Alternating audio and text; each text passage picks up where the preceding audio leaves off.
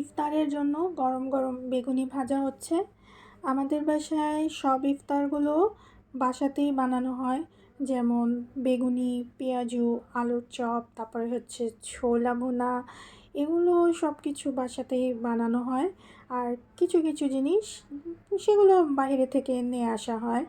তো এখন হচ্ছে বেগুনি ভাজছে। বেগুনি আমার খুব বেশি পছন্দ। গরম গরম বেগুনি খেতে খুব মজা লাগে।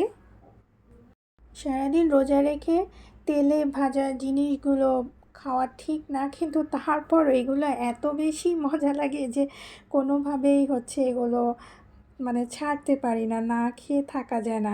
আর রোজার সময় তো একটু এগুলো না খেলে আসলে ভালোও লাগে না।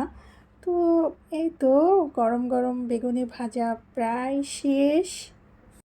আমি পুরো ইফতারের ব্লগটা এখনও শেয়ার করিনি, অন্য একদিন আমি শেয়ার করব পুরো ইফতারের আয়োজনটা। এই তো গরম গরম বেগুনি রেডি।